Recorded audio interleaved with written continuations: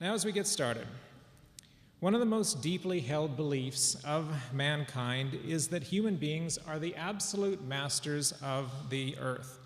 In our society, many of our practices impact on the lives of animals in a variety of ways. What is our duty as Adventist Christians?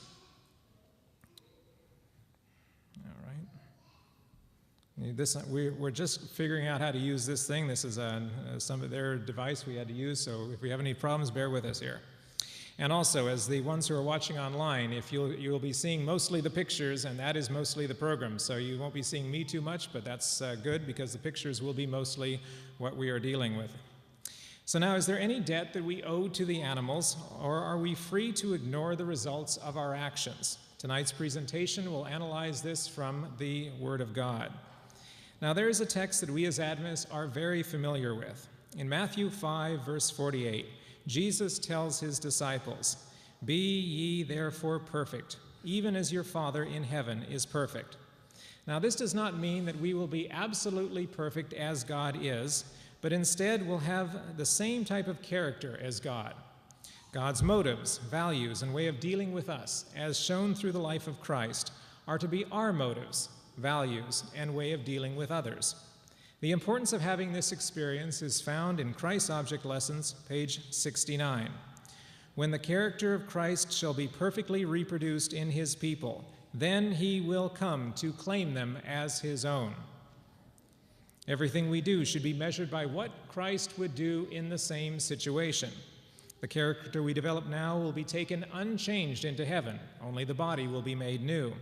It doesn't matter if a person dies and is resurrected or is amongst the final generation that lives to see his coming. All will take the character that they've developed here straight to heaven. Maranatha, page 327. Every right principle, every truth learned in an earthly school will advance us just that much in the heavenly school.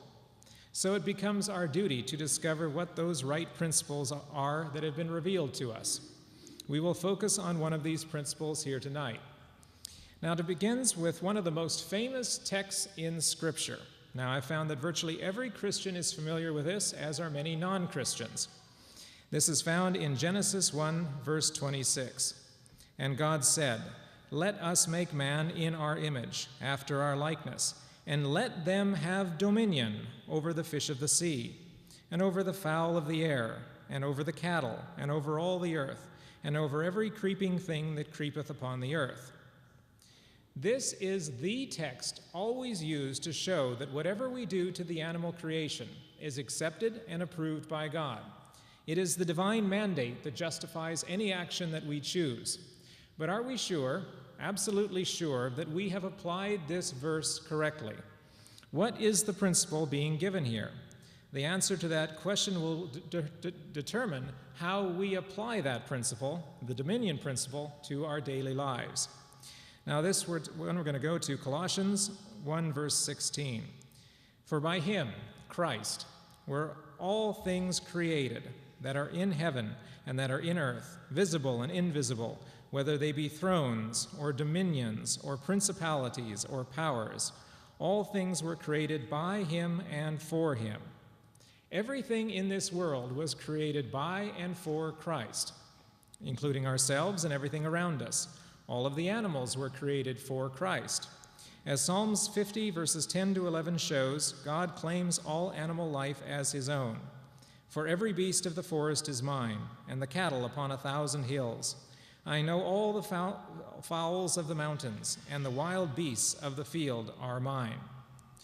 We cannot own what belongs to God. The most that we can be is caretakers. In Genesis, Christ did not give us ownership. He gave us dominion. So what does the word dominion really mean? To find out, we need to understand what it meant to the original writers and readers of the Bible. In 1 Kings 4, verses 24 to 25, we have the same Hebrew word that we found in Genesis, meaning dominion. Now, this is found, like I said, in Kings. "For he had dominion over all the region on this side of the river, over all the kings on this side of the river. And he had peace on all sides round about him. And Judah and Israel dwelt safely, every man under his vine and under his fig tree. Now, King Solomon's dominion is here described as a very positive thing. This is something that sounds very good so far. Further, Psalm 72 is a model of how a good king is to rule over his subjects. And we will start there on verse 2. He shall judge thy people with righteousness, and thy poor with judgment. The mountains shall bring peace to the people, and the little hills by righteousness. He shall judge the poor of the people. He shall save the needy. He save the children of the needy, and shall break in pieces the oppressor. Verse 6. He shall come down like rain upon the mown grass, as showers that water the earth. In his days shall the righteous flourish, an abundance of peace, so long as the moon endureth. Now the key verse.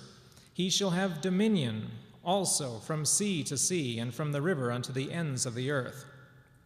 For he shall deliver the needy when he crieth, and the poor also, and him that hath no helper. He shall spare the poor and needy, and shall save the souls of the needy. He shall redeem their soul from deceit and violence, and precious shall their blood be in his sight. And he shall live, and to him shall be given of the gold of Sheba. Prayer also shall be given unto him continually, and daily shall he be praised. Verse 17. His name shall endure forever. His name shall be continued as long as the sun, and men shall be blessed in him. All nations shall call him blessed.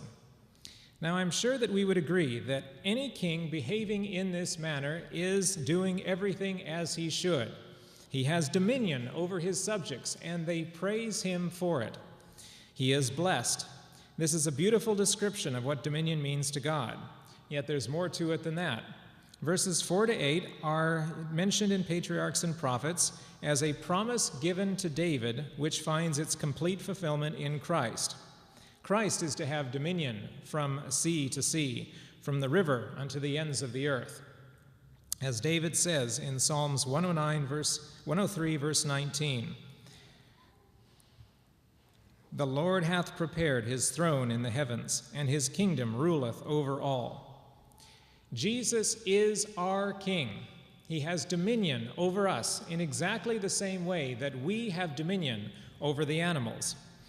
To understand how we should exercise our dominion over the animals, we must first understand how he exercises his dominion over us. This is the dominion principle, that God is over us in the same way that we are over the animals. Once we understand this principle, we'll have gone a long way toward understanding God's creation. Now, we've seen here in Psalms how Christ exercised his dominion. In Genesis, we see how our dominion and responsibility was supposed to be. This time, Genesis 1, verse 28. And God blessed them, and God said unto them, Be fruitful and multiply, and replenish the earth, and subdue it, and have dominion over the fish of the sea, and over the fowl of the air, and over every living thing that moveth upon the earth.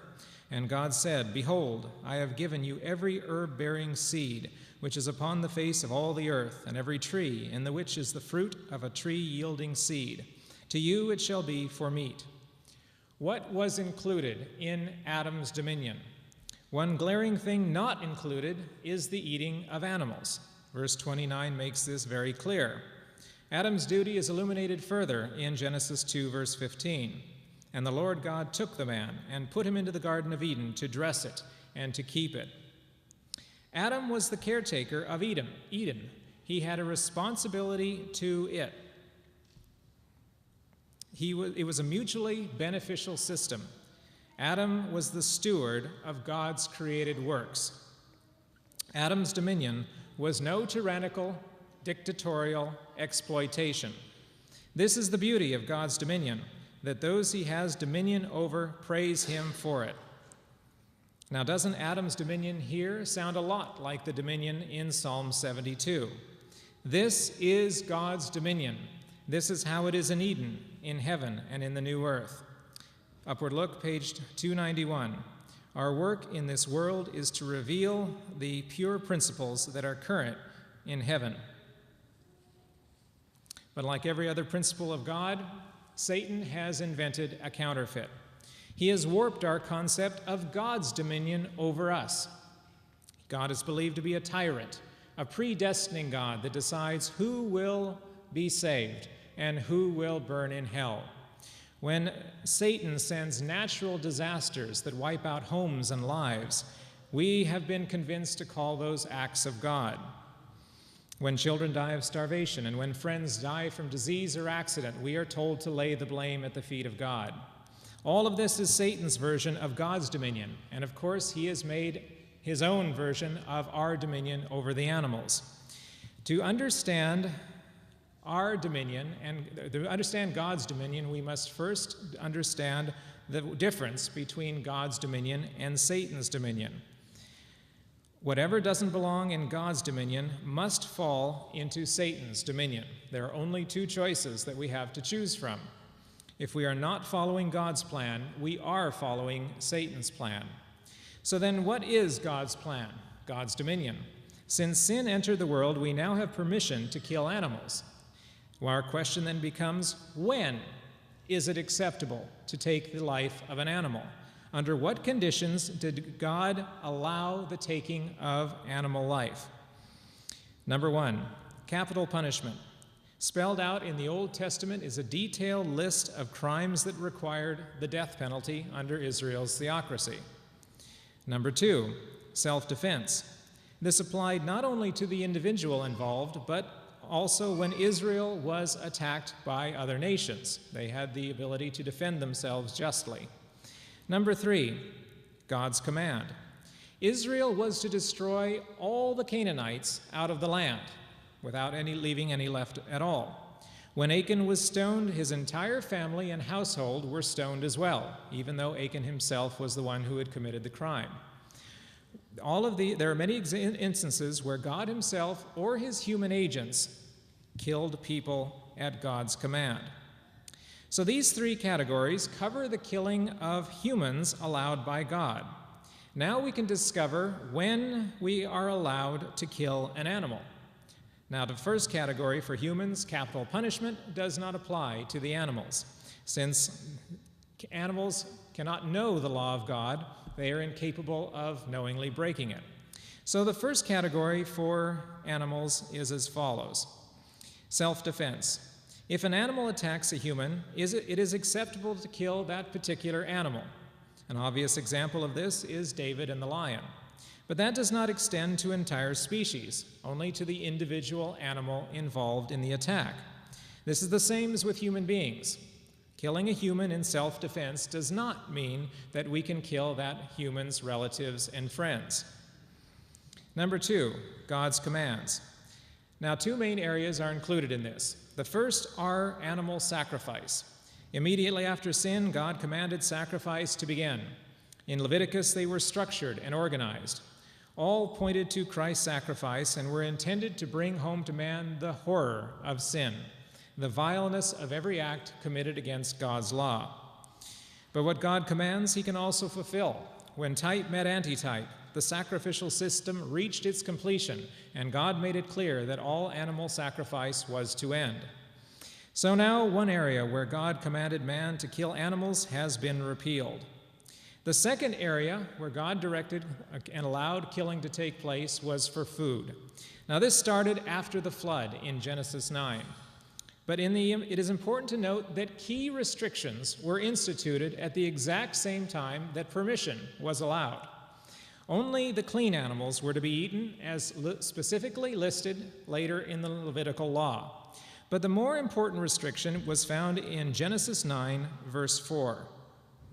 But flesh with the life thereof, which is the blood thereof, shall ye not eat.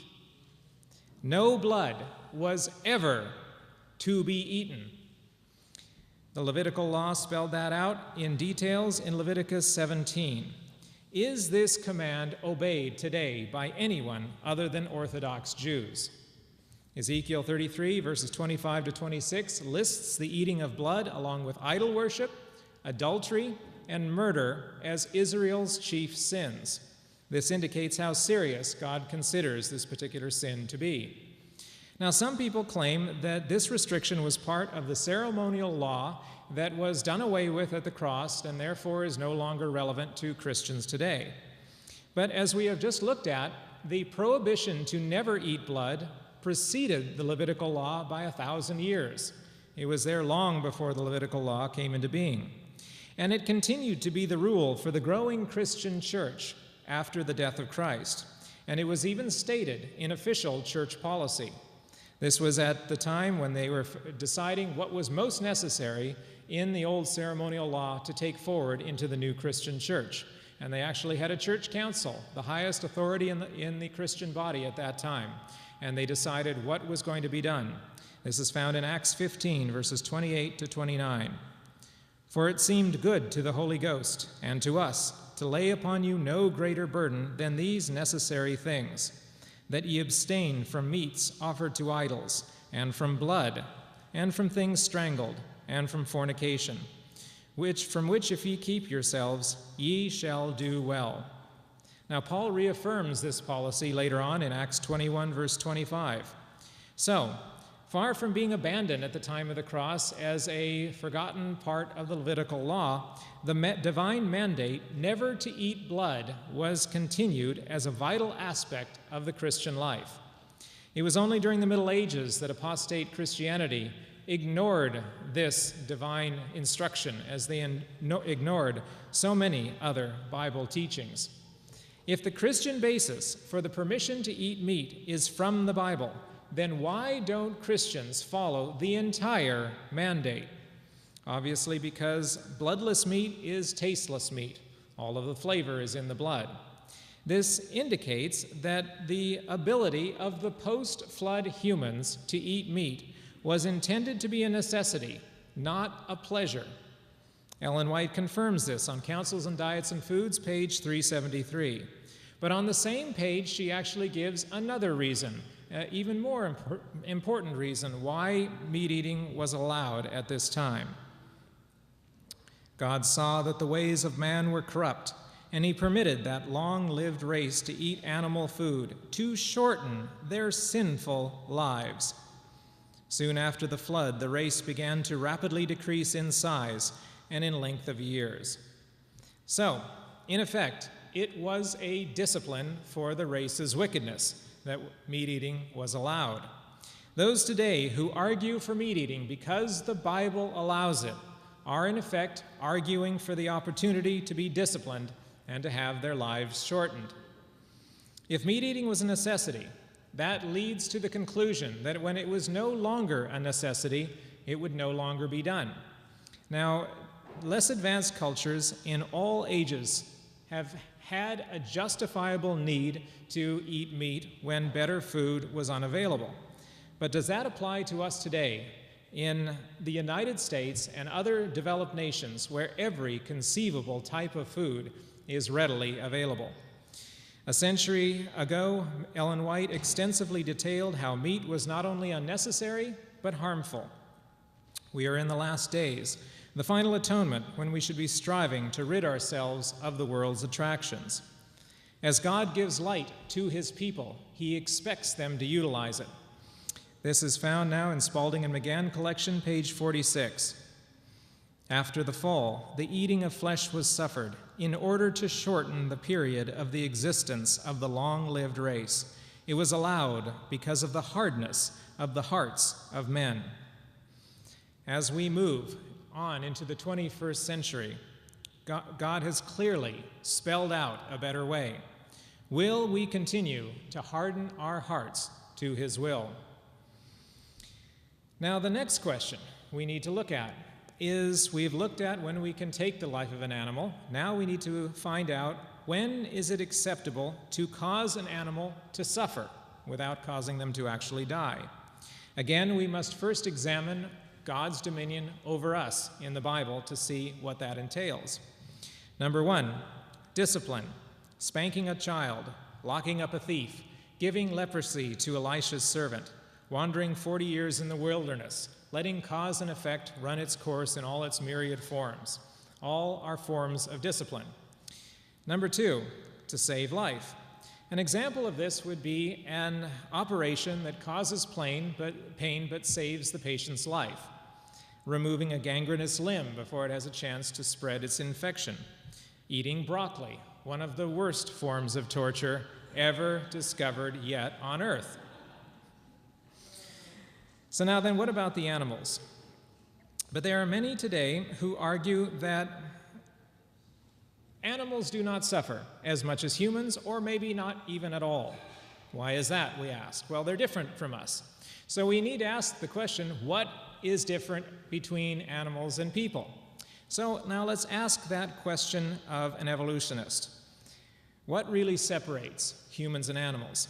Ask an evolutionist that question 60 years ago, and they will glibly rattle off a whole slew of differences that separate humans and animals. Ask that same evolutionist that same question today, and they will scratch their head and jump through hoops to try to figure out anything that they still hold that separates humans and animals. Every difference has crumbled in the face of modern discoveries of animal behavior. Tool use, modifying of the surroundings, existence of culture, art, language, all are now known to exist in animals. So then, let's ignore the evolutionist and ask a mainline Christian what the difference is between humans and animals. And that's easy. Their answer hasn't changed in 1,000 years. The difference between humans and animals is that humans have an immortal soul, animals don't. And that's the end of the story. That's all you need to say, and therefore we can do whatever we want to the animal kingdom because they do not have that immortal soul. Unfortunately, Adventists, even though discarding the concept of the immortal soul, have maintained and kept the attitude that goes along with it toward animals. We need to look very carefully at this because we need to know the difference. How was man created? In Genesis 2, verse 7, "And the Lord God formed man of the dust of the ground and breathed into his nostrils the breath of life, and man became a living soul."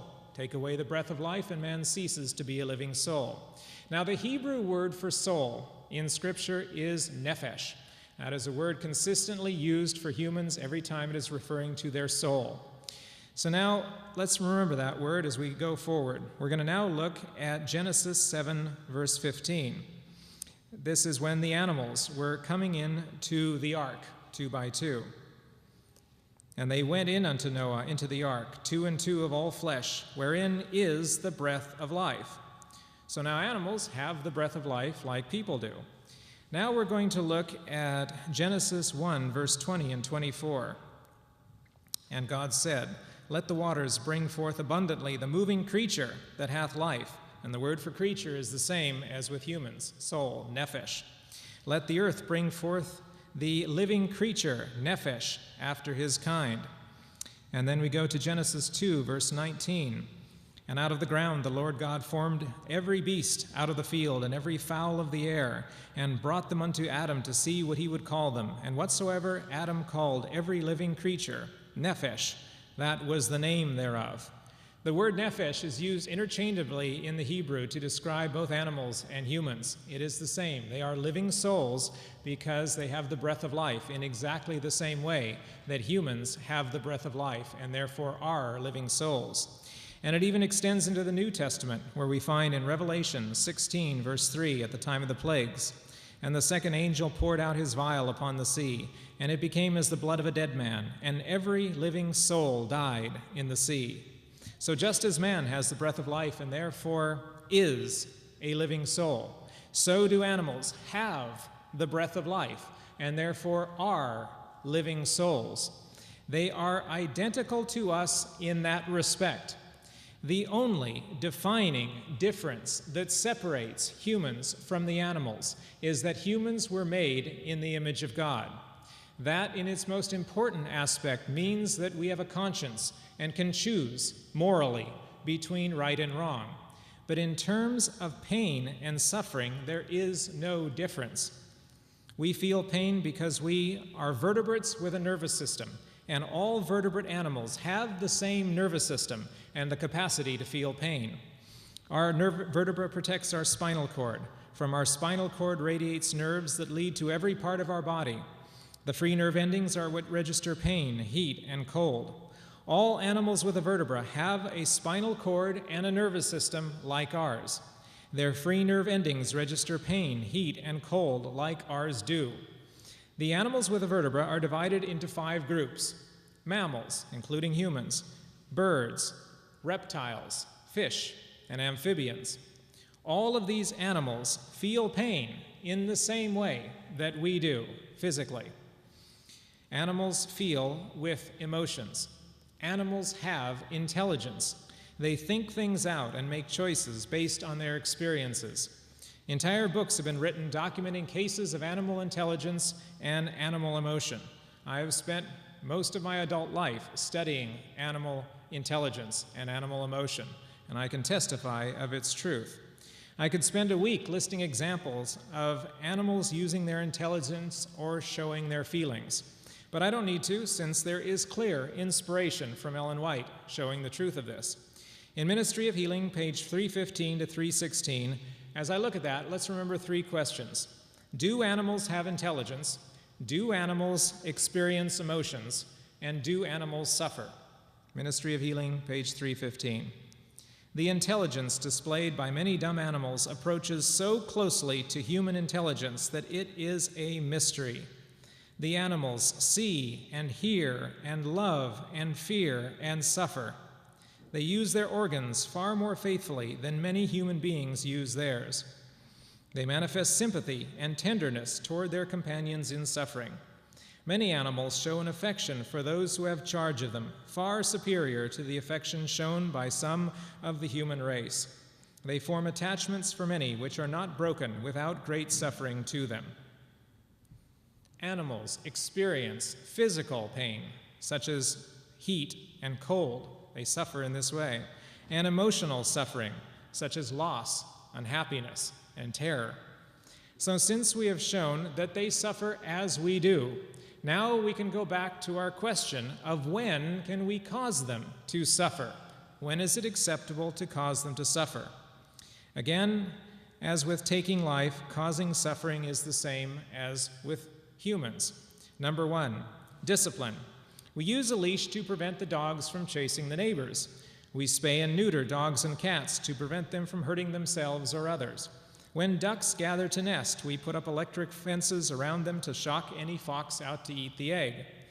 Now, my grandfather raised many chickens over the years, and sometimes they got into the very bad habit of egg eating, where the hens would break open a newly laid egg and eat out the contents and devour it, and it was gone. Now, this could not be tolerated. My grandfather raised them for show and for the eggs, and so he needed to stop this very quickly. And he had a discipline that he always used when this came up. He would take one of the newly hatched eggs and he would break open a small corner of it, and then he would fill up that egg with extra strong hot sauce, the most virulent, toxic hot sauce that he could find. Fill it all up, put it back out in the coop, and just walk away. Very soon it would become obvious which of the chickens were innocent of egg eating and which of them were guilty of egg eating. The innocent ones looked the same as they always did. The guilty ones were wandering around the coop with a dazed look in their eye, bill hanging open, panting as they recovered from the effects of the discipline that they had suffered. And it was a form of discipline that was very effective. It worked very well because very soon there were no chickens guilty of egg eating, and it was very effective in stopping that practice. Number 2, to save life. Taking animals to a vet terrifies them, but it's often necessary. Giving them medicine or restricting their food also is sometimes important. Now, up to this point, we've looked at what we can do to animals, when we can kill them, when we can cause them to suffer. Now we need to look at what about our responsibility for the animals. We have looked at what we can do against the animals. To start with, we're going to look at Desire of Ages, page 500. The merciful provisions of the law extended even to the lower animals, which cannot express in words their want and suffering. There's many passages in the old Levitical law that was designed specifically to reduce the suffering of the animals underneath the care of the Israelites. But the verse that sums it up is Proverbs 12, verse 10. A righteous man regardeth the life of his beast, but the tender mercies of the wicked are cruel. Now, the first half of this verse is God's dominion. The second half of this verse is Satan's dominion, all put together in one short verse. Mrs. White expands this in Signs of the Time, November 25, 1880. Here is a lesson to all who have reasoning powers, that harsh treatment even to the brutes is offensive to God. Those who profess to love God do not always consider that abuse to animals or suffering brought upon them by neglect is a sin. The fruits of divine grace will be as truly revealed in men by the manner in which they treat their beasts as by their service in the house of God. Those who allow themselves to become impatient or enraged with their animals are not Christians. A man who is harsh, severe, and domineering toward the lower animals because he has them in his power is both a coward and a tyrant. If animals could speak, what deeds of horror would be revealed? What tales of suffering because of the perversity of man's temper? How often these creatures of God's care suffer pain, endure hunger and thirst because they cannot make known their wants. And how often is it determined by the mercy or caprice of man whether they receive attention and kindness or neglect and abuse? Punishment given in passion to an animal is frequently excessive and is then absolute cruelty. Animals have a kind of dignity and self-respect akin to that possessed by human beings. If abused under the influence of blind passion, their spirits will be crushed, and they will become nervous, irritable, and ungovernable. Why do we, as Adventists, promote vegetarianism? Is it only because it is healthier? This afternoon, we have looked at the principles of health in the way that it relates to our lives, and that's very useful, and that's very important. But is that the only reason? Is that the only reason we should be vegetarian, is because our own health is better if we are vegetarian? If we think that the only reason to avoid meat is because of our own health, then we are ignoring a huge area of Ellen White's writings that detail this subject. She has as much to say about the cruelty to animals involved as any other single reason. Even if meat was perfectly healthy, it would still be wrong because of the cruelty to animals. The following are only a few of her many statements dealing with this. These are found in Manuscript Releases, Volume 7, page 423. I might fill the pages with descriptions of the sights I have seen, the suffering among the animals that are to be used for food. When a sheep in a flock lies down and cannot rise, the others leap over or upon it as they proceed. A large box wagon follows the flock, and I have seen the drivers take up the heavy sheep when unable to travel farther and bounce them into the wagon right upon their backs. And I have counted no less than 8 sheep, some already dead, and others in the agonies of death, lying by the roadside after the flock had passed. But I will not go on to describe these sickening sights. If I had not, prior to this time, discarded the use of the flesh of dead animals, I should now take the pledge to eat no more meat as long as fruits and vegetables can be obtained. On page 421 to 22, we saw a large herd of cattle in the road ahead of us. Some animals had been wounded. Some were limping along. One poor suffering creature had both horns broken off close to his head, and the blood was flowing from the wound. Some were very lame and were pictures of brute misery, taken from the green paddocks and traveling for weary miles over the hot, dusty road. These poor creatures are driven to their death, so that human beings may feast on their miserable, dead carcasses. Manuscript Releases, Volume 3, page 306. Your wrong habits of eating have so educated your moral powers that you have not the spirit of a Christian. Your temper is perverse, and your treatment of dumb animals is wrong. The next few are all found in Counsels on Diets and Foods, page 380 to 386. Not an ounce of flesh meat should enter our stomachs. How much? It's too bad that Ellen White wasn't clear enough on this issue to leave us in doubt. It's too bad she didn't make her position very clear, and we have no light to really understand what we should be doing. The eating of flesh is unnatural. Let them rather return to the wholesome and delicious food given to man in the beginning, and themselves practice mercy toward the dumb creatures that God has made and has placed under our dominion. Will the people who are seeking to become holy, pure, refined, that they may be introduced into the society of heavenly angels, continue to take the life of God's creatures and enjoy their flesh as a luxury? Many who are now only half converted in the question of meat eating will go from God's people to walk no more with them. Think of the cruelty to animals that meat eating involves, and its effect on those who inflict and those who behold it, how it destroys the tenderness with which we should regard these creatures of God.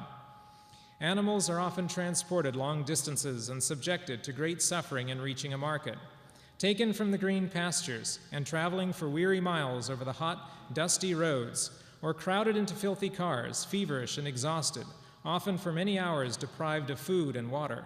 The poor creatures are driven to their death, that human beings may feast on the carcasses. Some animals are inhumanely treated while being brought to the slaughter. They are literally tortured, and after they have endured many hours of extreme suffering, are butchered.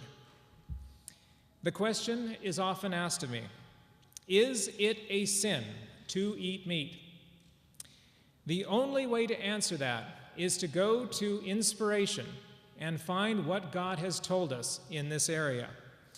Now, as we have seen, to eat any animal with the blood still in it is totally forbidden.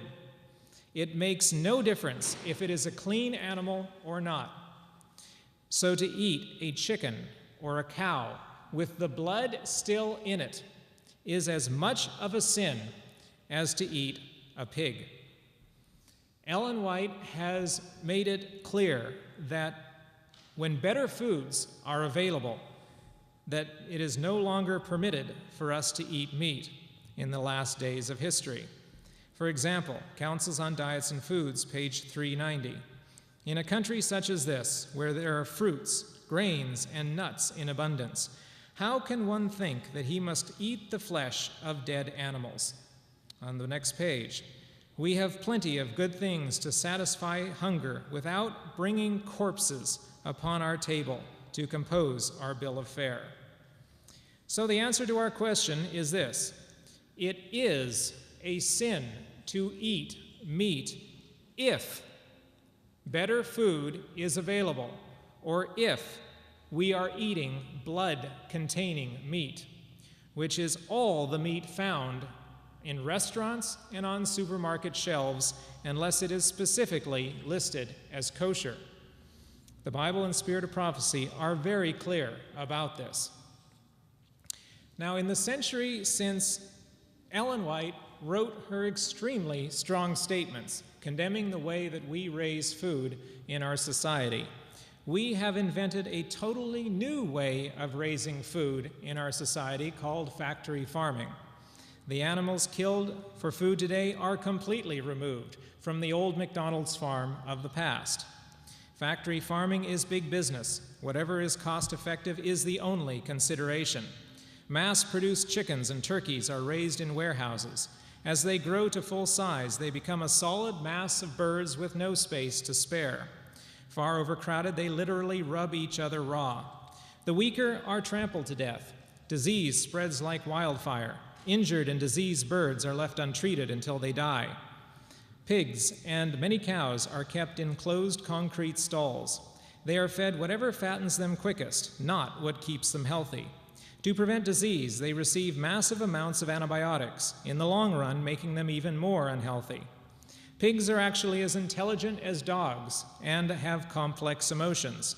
An undercover reporter of conditions in a factory farm would each morning find all the pigs sleeping together in a group, as one of the pigs had learned how to open the latch on her stall, and would then go out through all the other pig stalls and unlatch all the other pig latches until they were all free, and then they could mingle together and enjoy each other's company. So every morning, the undercover reporter would take the pigs and lock them back up in their individual stalls where they had come from, and there they would stay until evening time came again, and the female pig would again release them all to their evening enjoyment. Now, all of these animals end up being transported long distances, unprotected from heat or cold. To save some money, they are not fed or watered on these trips. They are pushed, dragged, prodded, shocked, and beaten. Many fall and break legs or hips or are too sick to move. Those are called downers, and they are left where they lie to die, however long it takes. If the slaughterers get to them before they die, they attach chains to their legs and drag them to the kill floor. If the animals die first, they are used for pet food. Is any of this that I'm describing God's dominion, or is it all Satan's dominion?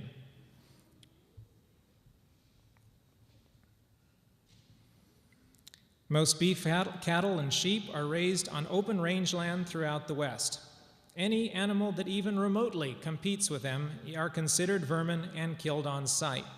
The ranching industry is directly responsible for the eradication of scores of species, including eliminating grizzlies, condors, wolverines, and wolves from most of the United States.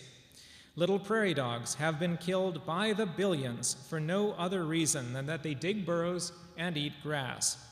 And so those not poisoned are killed in a novel way. Hunters will set up a lawn chair next to a prairie dog colony like this and will spend their day shooting every prairie dog that sticks his head out of the burrow. They will score points in this process depending on how badly mangled the individual prairie dogs will be. And in this way, they will be able to spend a very enjoyable sporting day of it while they help to get rid of one of these horrible, horrible prairie dog colonies that cause us so much problems, when in fact they don't cause us any problems at all. And so now, because of this, the rarest mammal in North America, the black-footed ferret, depended on prairie dog colonies for their survival.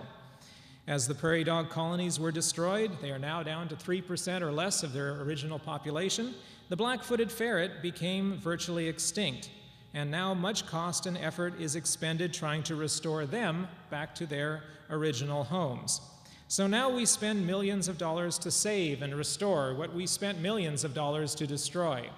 For not only do the individual ranchers slaughter the animals, the government's wildlife services kills 1 million animals every year, all to benefit nothing but ranching.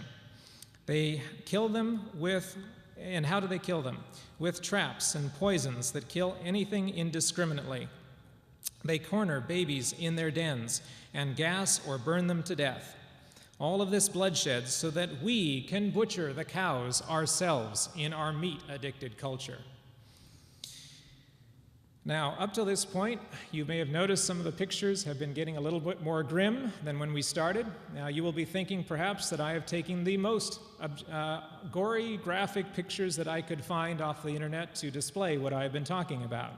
In fact, I've done just the opposite.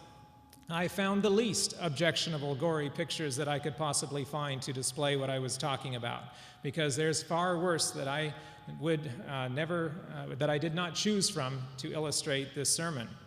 Now, however, that has one little PG warning. The next few pictures are the worst that I show.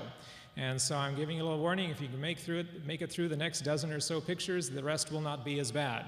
I do believe it is important that we realize how serious this really is, that we realize what is actually being done to the animal life and not pretend that it doesn't exist. And so with that in mind, we go forward. We rake the oceans with fishing nets that kill everything in their paths: fish, dolphins, whales, birds. 75% of the world's fisheries are at the maximum level of sustainable fishing. Any increase in the fish killed would cause biological collapse, a chain reaction that leaves almost nothing left alive. The other 25% of the world's fisheries are already past the point of biological collapse. They cannot recover no matter what we do. And when the fish disappear, we blame the animals, never ourselves. The seals, dolphins, and sharks become our scapegoats, and we wage war upon them. Dolphins are rounded up in Japan and elsewhere and hacked and stabbed to death. They are not killed for food, but only because they eat fish and therefore have to be eliminated as a competitor. The oceans turn solid red with the blood of these innocent, intelligent, sensitive creatures. And this is not an open ocean. This is a bay over in Japan that has been turned red by the blood of these animals. God's dominion or Satan's dominion.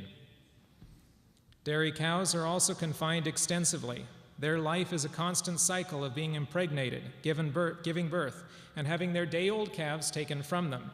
The bond between mother and calf is as strong in the cows as it is in every other large mammal, as the story of one mother cow in England demonstrates. When this mother cow gave birth to her baby, the farmer didn't want to keep either one of them any longer, and so she sold the farmer sold the mother to a farm and sold the baby to a totally different farm, splitting up the mother from her newborn young. Now, the next morning, the farmer who had bought the mother cow came out to the stall and found that it was broken open. The mother cow had disappeared, nowhere to be found. The farmer who had bought the baby cow came out that morning and found that baby nursing from his mother. The mother cow had traveled 7 miles to a farm she had never seen before in her life to find her missing baby. This is a wonderful example of motherly love and dedication. Female dairy cows are sent back into the system. They're useful, but males have no point in the dairy system, and so are sent to veal stalls. There they are chained in a 2-foot wide box. They can stand up and lie down. Stand up and lie down. Nothing more. They are fed a nutrient-deficient diet to keep their flesh the right color. They are prevented from exercising to keep their muscles soft. For 6 months, they are purposely kept anemic and sick, all so that their flesh can be provided as a delicacy. As has been very well said, every glass of milk contains a slice of veal, for you cannot buy any dairy product without supporting the veal industry. It is one industry, it is not two industry. The dairy and veal industry are totally the same thing. Female dairy cows are so bloated by growth hormones and milk-producing drugs that their bodies are far too large and easily break down or become infected. They are treated as living machines and are disposed of in the same way. Ellen White in 1899 wrote the following: "The light given me is that it will not be very long," remember those words, not very long, "before we shall have to give up using any animal food. Even milk will have to be discarded." So what does she mean by not very long? What is the meaning of that key phrase? 3 years later, she wrote another statement: "Animals are becoming more and more diseased, and it will not be long," same words, until animal food will be discarded by many besides Seventh-day Adventists. Has that prophecy by Ellen White been fulfilled in our society? Many people who have no religious interest whatsoever have given up dairy and animal products because they want to eliminate the contamination, the cruelty, and the waste involved. So if not very long has already come about and been fulfilled, then what about the last statement where she said, "It will not be very long before we shall have to give up using animal foods, and even milk will have to be discarded"? This time has come and is past. We need to be paying attention to the counsel that Ellen White has given it and not playing games with what she has said. Will we still be waiting and saying the time will not be far away when we see a small cloud coming out of the sky? Will we still be holding on to it at that point? Now, I used to believe that since I ate no meat that I was free from causing cruelty. But I still ate eggs, and I was dismayed to learn how laying hens were treated in our society. In cages that are 2 feet square, up to 9 full-size hens are jammed. They cannot spread a single wing. Their feathers are rubbed off, and soon they have open sores. In such crowds, cannibalism becomes common, so every hen has her beak sliced off to cause her intense pain whenever she pecks at another. Of course, all the male chicks are killed immediately by the millions. They have no use in the egg-laying industry. The ammonia buildup in the warehouses from the hens' droppings is so bad that workers who enter those sheds must wear masks when they enter. But the hens are forced to breathe it 24 hours a day. Wire floors are not good for chicken feet, and the nails on their toes keep growing and become enmeshed in the wire, and they will then never be able to free them again. If they are near the food, they survive. Come slaughter time, when their egg-laying rate slows, the hens are so violently removed from their cages that often feet and partial legs can be found in the empty cages, still attached to the wire floor by their overgrown nails. If you want to know what it is like to be an egg-laying hen in our society, try this test. After the meeting, go home and get inside a normal-sized car in a closed garage and bring 7 or 8 other people with you. After everyone has gotten inside the car, roll up the windows, lock the doors, and never leave again for the next 2 years. That's the life of a battery hen today. So I have a simple equation that I now use whenever I'm tempted to eat an egg. 1 egg equals 22 hours. 22 hours is the average time between each egg laid by a factory hen. 22 hours of absolute, unrelenting misery of an innocent, helpless, suffering creation of God. 1 hard-boiled egg equals 22 hours. A couple fried, 44. A large quiche or an omelet is worth days of suffering, all contained on 1 plate. Is any of this God's dominion, or is this Satan's dominion?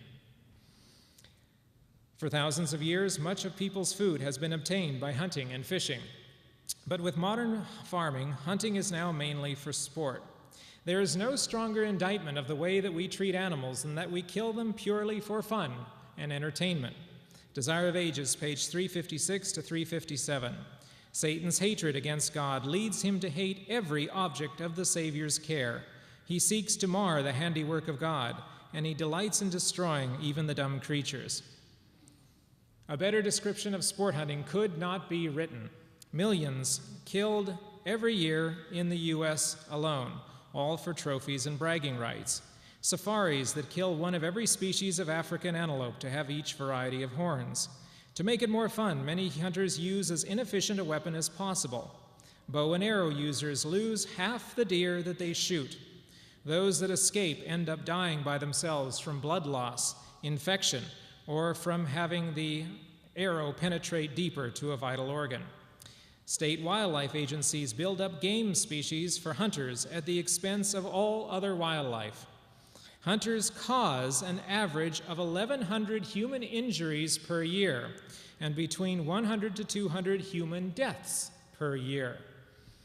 And then there's sport fishing, which is merely hunting for fish. Now remember, fish are vertebrates with a nervous system that feels pain just like our nervous system feels pain.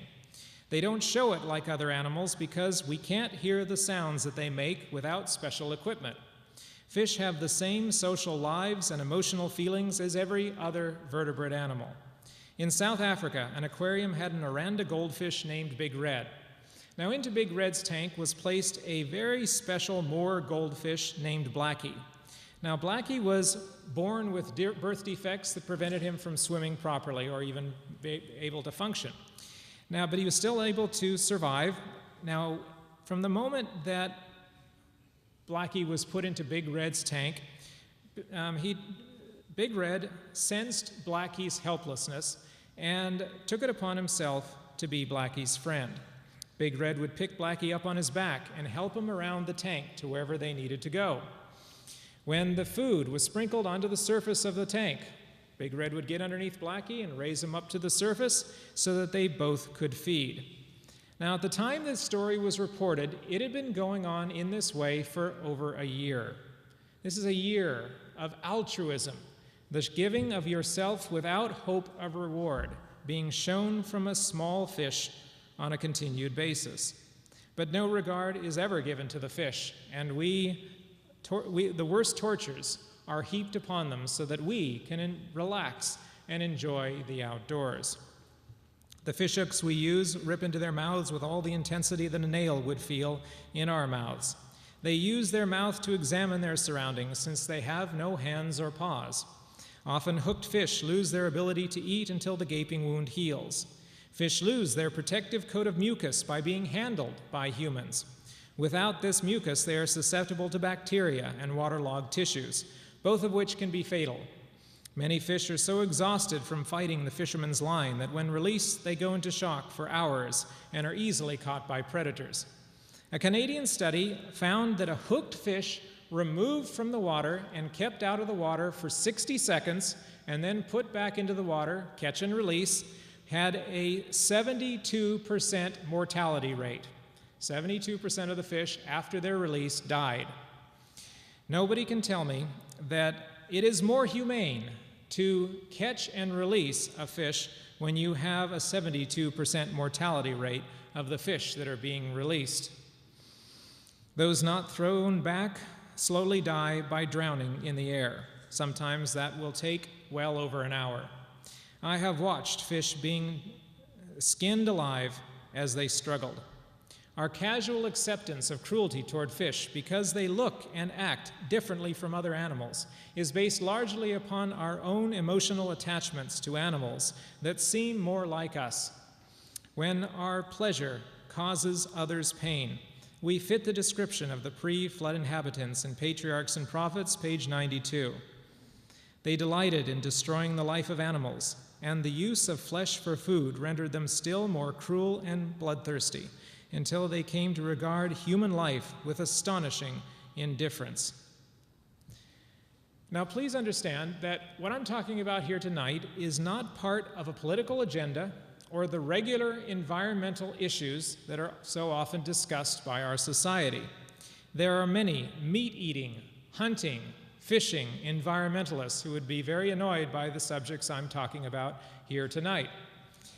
We must examine each of our practices with animals to see if we are following God's dominion or Satan's dominion and take steps to change things in our lives if wrong is being done. Mrs. White had much to say about the North's responsibility for the Civil War. They did not own slaves in the North, but they allowed slavery to continue. Testimonies, Volume 1, page 359. God is punishing the North that they have so long suffered the accursed sin of slavery to exist. God holds us responsible if we allow wrong to continue by our silence and apathy. To say it's not our problem is to shirk our God-given duty. Animals in the entertainment industry. Animals are abused on a continual basis to provide us with entertainment. Circus animals travel most of the year in tiny cages, unprotected from the weather. Look at any major circus, and virtually every animal there has been or is being abused. A trainer was caught in the act of showing other elephant trainers how you treat an elephant to get him to obey you. It involved beating the elephant until it was so terrified of the trainer that it would not do anything other than what the trainer wanted him to do. And this was the recommended way for trainers to learn how to treat their animals. And so when we look at any circus animal, that is the fate of what we are talking about. Even then there are those blood sports, such as bullfighting and cockfighting, whose only aim is to kill the animals painfully. Even such tradition as rodeo involves broken bones, pain, fear, and death as a matter of course. Greyhounds are taught to race using live rabbits hanging from the end of a pole. Of course, those greyhounds not fast enough are also killed, often in secret. Is abusing animals for entertainment God's dominion or Satan's dominion? The brutality and bloodshed that occur at rattlesnake roundups are almost too gruesome to describe. Gasoline is poured into the rattlesnake dens and burrows to force them out. Many never recover from being so poisoned, and many animals that share those burrows, such as the gopher tortoise, are also poisoned, as well as having their homes ruined. The gopher tortoise has become very, very rare, in large part due to this rattlesnake gassing. Every conceivable torture that is inflicted upon the rattlesnakes ripped from their wild homes. No protection or mercy of any kind is allowed for an animal so vilified by society. They are burned, beheaded, crushed, blinded, stabbed, maimed, beaten, and skinned and eventually eaten in a carnival-type atmosphere. And they feel and suffer as much as every other animal would in the same situation. Mammals used for fur are killed in two ways. First are those raised on farms, such as mink, foxes, and chinchillas. They spend their short, miserable lives crowded into wire cages, unprotected from the weather, until they are killed by electrocution, strychnine, or having their necks broken. Second are those caught in the wild with leg-hold traps. Traps catch anything that touches them. Pet dogs and cats, songbirds, deer, For every fur animal caught in a trap, 2 so-called trash animals are killed by the trapper and thrown away. Animals caught remain for hours or days until their trapper returns. Some chew off their leg and bleed to death elsewhere. The returning trapper does not want to damage the pelt, so they club, crush, or stomp the trapped animal to death. Around the world, most cat species are now endangered due to the fur industry. Seals and kangaroos slaughtered endlessly. All of this bloodshed for fur-lined gloves, jacket trim, coats, knickknacks, trivial souvenirs, alligator shoes, snakeskin belts, bearskin rugs, ostrich skin wallets. 6 million fur bearers plus 4 million non-target trash animals killed every year for nothing at all but fashion and appearance. God's dominion, or Satan's dominion. We lavish millions of dollars on our pets. We give them the best of love and attention until we grow tired of them. If they become inconvenient or too expensive, then we dispose of them. Some people set them free at campgrounds, rest areas, in forests and towns. Hardly any of these will survive. Most of them will die from disease, starvation, or being hit by cars. Those that live eke out a slim living. I once found a pair of skin and bone hunting dogs in a national forest that gorged themselves on the cat food that we put out for them. For every human being born in this country, 15 dogs and 45 cats are born, and there is nowhere for them to go. So most are left at pounds, and that's where most will die. Roughly 5 million companion animals are put to sleep every year. That works out to something like every 5 seconds, all because we will not take the effort to spay our dogs and cats. Okay, I just hit a button and lost it. All right, I'm going to need help here. I got a whole page of iPad stuff, and that's not going to work.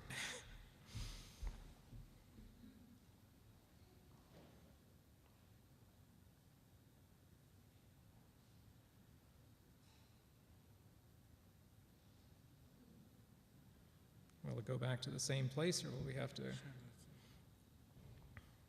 Yeah, this first time I've ever used an iPad, so that's bear with me. Ah, good, same place.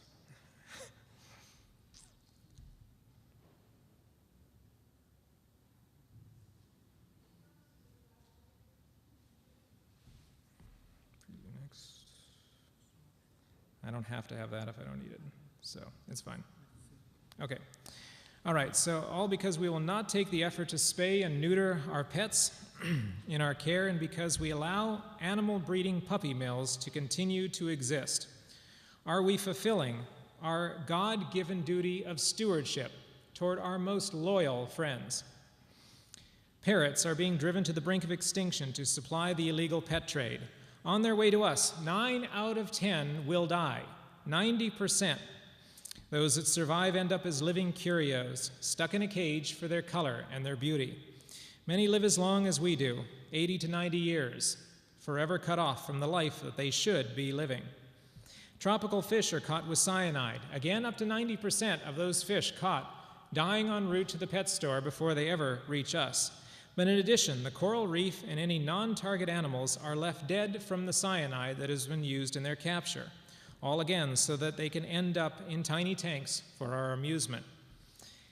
Now, in the past, it has been taught that the best way to learn about human anatomy and to learn about the theory of evolution was to dissect other species, such as frogs and cats. But modern advances in computer programs and detailed human models have made such studies obsolete. Because of dissection, many wild populations of frogs have been wiped out, and it is not uncommon for lost or stolen dogs and cats to end up on the classroom table. We must not devalue life by killing just because it is convenient. Dissection is literally a dead-end education. We should teach the most important lesson of all, the respect for life. Now, one final area we need to examine is whether we can cause animal suffering to save human life. We looked at animal suffering independent, but what about if we can actually save human life? This is very important and needs careful thought. Is experimentation on animals a justified practice? First, we need to note that we experiment all the time on human beings to test new products. They are called clinical tests, and they involve only volunteers. We must always remember that animals in such tests are never volunteers. They have no choice. So we must strive very hard to limit such tests to only the absolutely crucial. We cannot cause animal suffering for trivial, repetitive, or useless tests. We must examine animal research to determine its worth individually. We will look at a few examples. One major area of animal research is cosmetic testing. Dozens of rabbits per test are enclosed in metal boxes with only their heads protruding. Then various substances are poured into their eyes to see how much damage is done.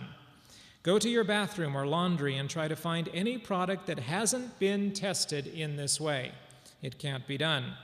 Bleach, hairspray, shampoo, mascara, and detergent are all being used to blind rabbits in pointless tests. Other animals are force-fed large quantities of toothpaste, lipstick, or creams until half the animals succumb to convulsions, paralysis, and death.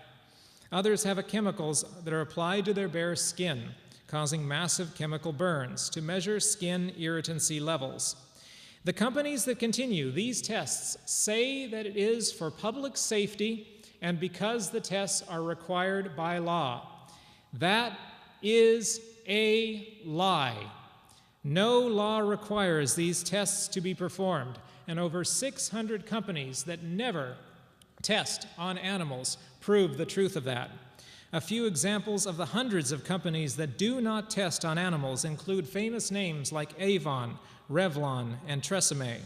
Results of cosmetic tests are only valid on the animal species that they were performed on. To help humans, tests would need to show the exact amount of a substance required to harm a human being, and these tests never show that. Every time we buy a product from a company that tests on animals, we are saying to them, it's all right to do this. You don't need to change. Here's some more money to blind rabbits. We are making it possible for the suffering to continue by our buying choices. Modern alternative tests that do not use animals and are as accurate or better than animal tests are readily available, but companies will not switch until we force them to by our wallets. Another vast area of animal research involves psychology tests. Now, these are done with the stated purpose of learning how the animals themselves think, learn, and develop. They are not intended to show anything about humans, except to evolutionists wanting to show how our behavior evolved from monkey behavior. Endless tests are done on every variety of animal to find out how they react to punishment, such as electric shock. Finding out how dogs suffer from electric shock and the lengths that they will go to avoid it is in no way a benefit to human beings, and it certainly is not a benefit to the dogs. Young monkeys are placed in smooth-walled wells of despair for days, weeks, and months at a time. They have no light, no interaction, nothing to touch or feel for the entire time. The point of these studies is to find out how those baby monkeys will react once they have been removed from their isolation. Not surprisingly, they are severely psychologically damaged, spending the rest of their lives huddling in corners, arms held around their bodies, afraid and terrified of everyone and everything. As sad a case as any are the monkeys taken from their mothers at birth and then given to fake mothers that look and feel like monkeys but act very differently. Designed to be monsters, these fake mothers become red hot or ice cold, eject compressed air, or hurl the baby away from them. Others eject sharp brass spikes from every surface of their body, impaling any baby that won't let go. The terrified monkeys have no real mother to turn to, nowhere to go. They wait for their mother to stop hurting them and then crawl back onto it until the next time that their mother becomes a monster. All monkeys raised like this are forever mentally unstable and are unable to interact with normal monkeys the rest of their life. Their lives become constant isolation and fear. God's dominion, or Satan's dominion. Now, the researcher who conducted these tests was also the editor of a magazine that published psychology test results. Now, over the years, he reviewed thousands of tests to determine which studies he would actually print, because there were far too many to include them all. So he made a very interesting comment about the tests that he reviewed for his publication. Quote, "Most experiments are not worth doing, and the data attained are not worth publishing." A telling comment from a defender of all research. In 2006, the online version of the British Medical Journal presented the unreliability of animal testing this way, quote, "Animal studies are of limited usefulness to human health because they are of poor quality and their results often conflict with human trials," unquote. If the experts don't trust the results of vivisection, then why should we? The unfortunate reality is that most tests done have been done before. Tests done over 100 years ago are still being done with minor variations and nothing new to be learned. There is such a mind-numbing mountain of tests conducted that no researcher is able to keep up on what has been done before. Many researchers come up with new variations to ensure a continued flow of grant money, not because anything important will be learned. Albert Einstein defined insanity as doing the same thing over and over and expecting a different result. If tests benefit human life, then we can understand their value. But what about tests that are incapable of helping humans in any way? A famous series of tests have been performed by Dr. Robert White, a vocal spokesman for unrestricted, unlimited animal tests. His tests involved cutting off the heads of live monkeys and switching them, transplanting heads on still living beings and keeping them alive. Can humans in any way benefit from head transplantation? The only one I can think of is Frankenstein. One last area that I'll mention is the area of drug testing. Now, surely we would think that this would be a useful area because we need to test new drugs on an animal to see if it is safe before giving it to a human. So a government study was conducted on every new drug marketed between the years of 1976 and 1985 to see how they compared to what the animal tests had shown. The study found that half of those drugs had been relabeled or withdrawn entirely from the market because they were found to be more dangerous on people than the animal tests had shown. In this country, we use 40,000 different types of pesticides. Every single pesticide has been proven safe using animal tests. Now, does anyone here really think that all 40,000 of those pesticides are safe for us to have around?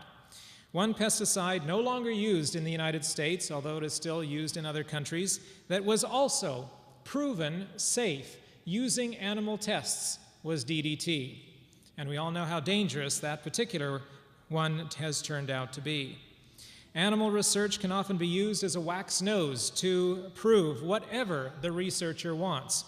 Government agencies, by using animal tests, have been proving for years that cigarettes are addictive and harmful. But at the same time, tobacco-run animal tests have been proving for years that cigarettes are not addictive or harmful. And these tests continue to this day by both sides, proving whatever the researcher wants them to prove. But how can this be? How can the results of animal testing be so different between different species and between us and the animals? The reality is that every species is a different biological and biochemical entity. Each reacts differently to any given substance. Aspirin kills cats, and penicillin kills guinea pigs. When the discoverers of penicillin were testing it, they had just run out of guinea pigs and had to use other animals. If they had tested penicillin on guinea pigs, it would have been lethal, and they would have had no idea the effectiveness of penicillin at all. But the same guinea pigs can safely eat strychnine, one of the deadliest poisons for humans, but not for monkeys. Sheep can swallow enormous quantities of arsenic. Potassium cyanide, deadly for humans, is harmless for owls. Insulin produces deformities in infant rabbits and mice.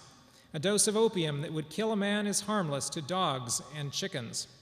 These are only a fraction of such examples. A list of this type is by definition almost infinite because every substance used will have different results on different species, and will even have different results on different strains of the same species.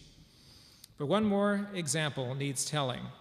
About 30 or 40 years ago, some scientists thought there might be promise from using the bark of the Pacific yew tree in treating cancer. They took an extract from that bark and they used it to test their theory. They infected healthy animals with cancer and then used the extract to treat those animals. And they were very disappointed. No result occurred, no improvement took place, and so the scientists decided that the extract was useless and abandoned it. Now, the Pacific yew tree is a small, scraggly, understory tree that lives in the Pacific Northwest of North America, California up to British Columbia. It is a worthless tree for lumber, and so the lumbermen don't like it at all.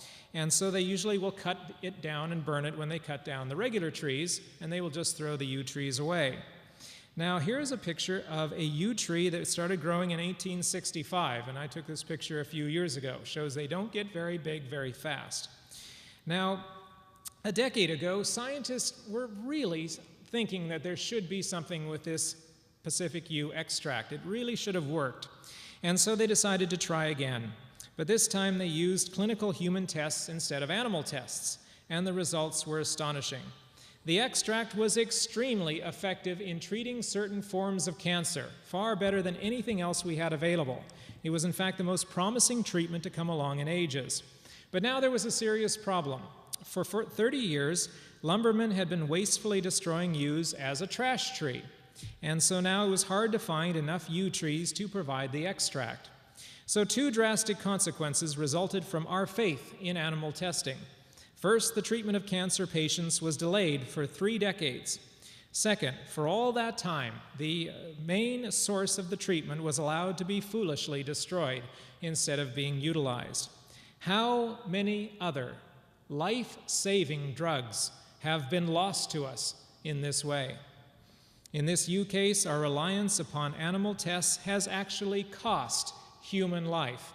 We must ask ourselves, in the cases of vivisection that we have looked at, and many more, do they save human life? And if not, then why are they allowed to continue? Tens of millions of animals suffer and are killed every year in U.S. labs. I wish everyone here could know the things that go on behind the closed doors of the labs, could see what happens to the animals. Monkeys with steel bolts drilled into their skulls to hold in electronic attachments wired into their brains. The monkeys are not given any anesthesia in this procedure, as that would affect the results of the test. But a simple question I would have is, does screwing steel bolts into a monkey's skull without anesthesia affect the results of your test? Chimpanzees are infected with the HIV virus.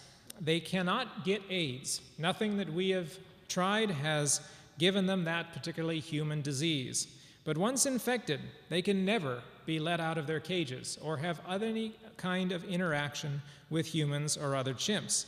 They now are a carrier.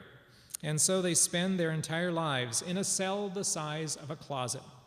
They can live that way for 40 to 50 years, all alone in the dark. Sitting in there with nothing to do, they slowly go insane, rocking back and forth, circling endlessly, biting their hands and feet, banging their head on the wall. They are living death and a live testament of our treatment of the animal world. We need a new perception of the animal world than that which we have inherited. We lavish attention, time, and money upon our cats and dogs. Pets are wonderful. Everybody loves kitties and puppies. But beyond them, things change. Cows and chickens are for eating. That's what God made them for. Ducks and moose are here to be hunted. The only possible purpose of a fish is to be impaled upon a hook. All predators are pure evil and must be eradicated. The only good snake is a dead snake.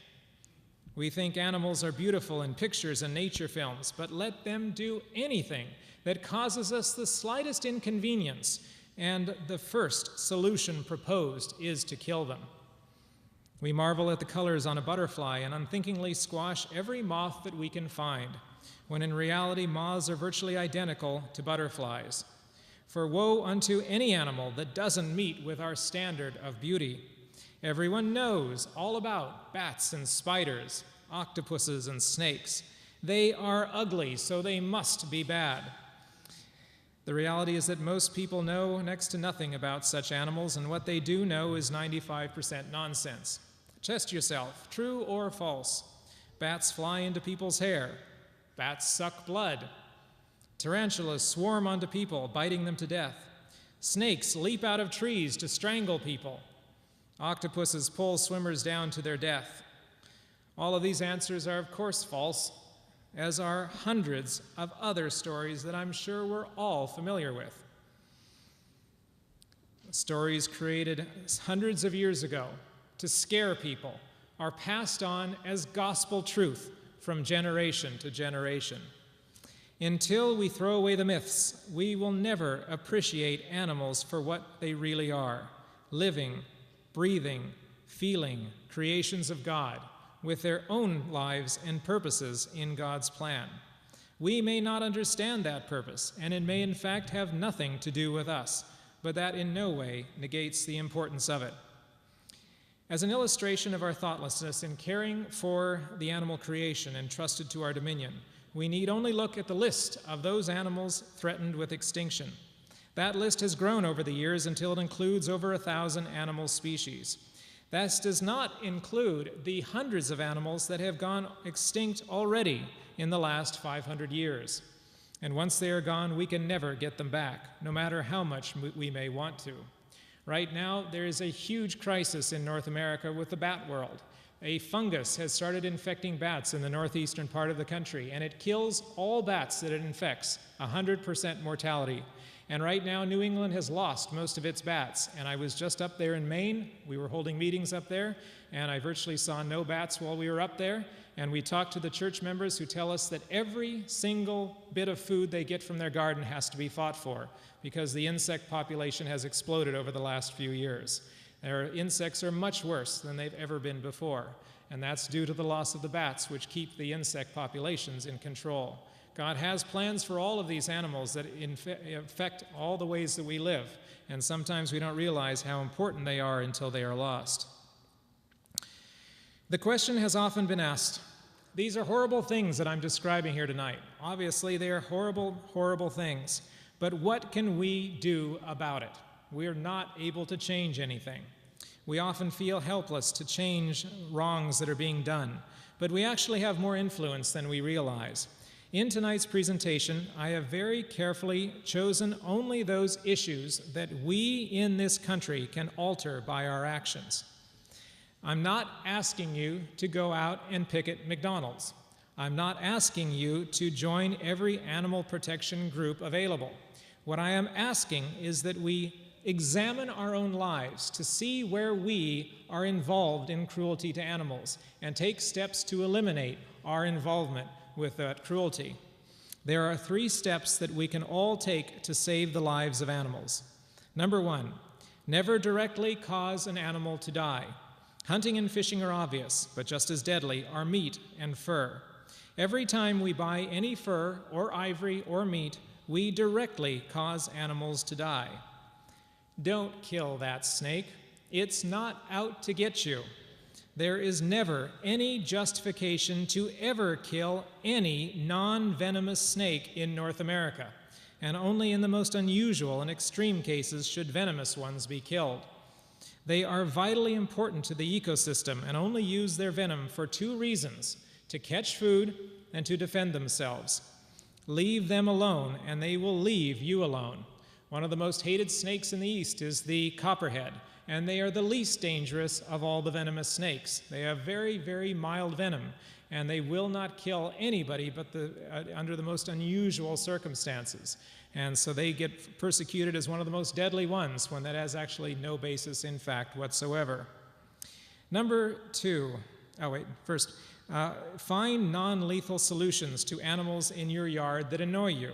Whole books are available dealing how to deal with backyard animals humanely. Death should never be the first option. Number 2, never indirectly cause an animal to die. By buying milk and eggs, cosmetics and toothpastes tested on animals, or animals from a pet store, we allow and fund the suffering and death of animals to continue. When we visit places like circuses and marine parks that exploit and abuse animals, we make it profitable for them to exist. Most animal abuse exists only because it is profitable.